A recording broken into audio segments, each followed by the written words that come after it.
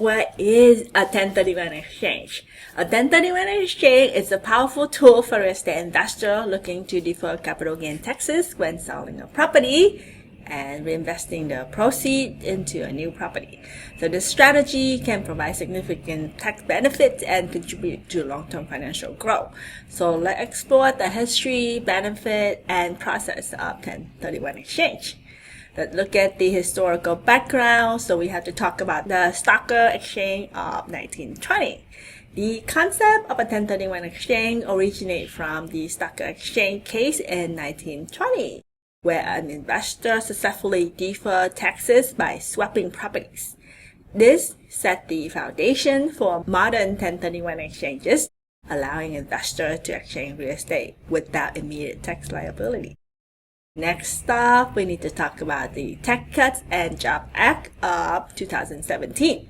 The Tax Cuts and Jobs Act of 2017 brought significant changes to the tax code, including modification to 1031 exchanges. While it limits the use of 1031 exchanges to real property, excluding personal properties, I know, the core benefit of tax deferral for real estate transactions remain intact. The deferral benefit explained. The primary benefit of a 1031 exchange is the ability to defer capital gain taxes. When you sell an investment property, you typically owe taxes on the profit. However, with a 1031 exchange, you can defer the taxes by reinvesting the proceeds into a new property. Let's look at an example. You sell a property for $600,000, which you originally bought for $400K, resulting in a $200K gain. Normally, you owe capital gain taxes on the $200K. By doing a 1031 exchanges, you reinvest the $600,000 into a new property, deferring taxes on your $200K gain. Now, let's look at the long-term financial advantages. First, you're going to have increased buying power. So by deferring taxes, you have more money to reinvest, allowing you to purchase more valuable properties. The second point is compounding growth. The ability to defer taxes means you can leverage the full proceeds of your sales, which can compound over time, significantly increasing your wealth. Third is portfolio diversification. A 1031 exchange allows you to diversify your investment portfolio by reinvesting the different types, locations, or properties, spreading your risk. Last but not least, the fourth point is estate planning, which we did talk about in length in the previous video. Deferred taxes can be further postponed upon your death.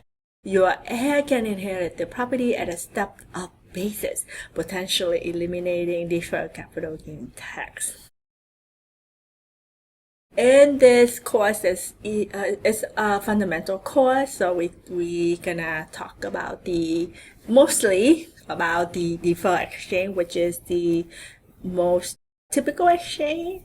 When you hear the word deferred exchange and you hear delay exchange, it's the same thing.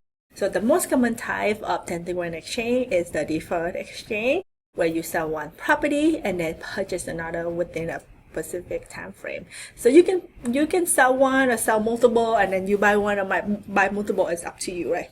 But it doesn't have to be one-to-one all the time.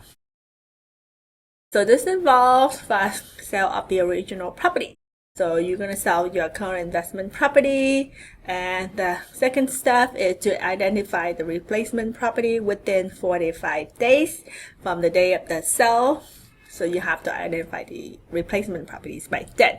The third step is the acquisition of replacement property. So you need to purchase the new property within 180 days of selling the original property.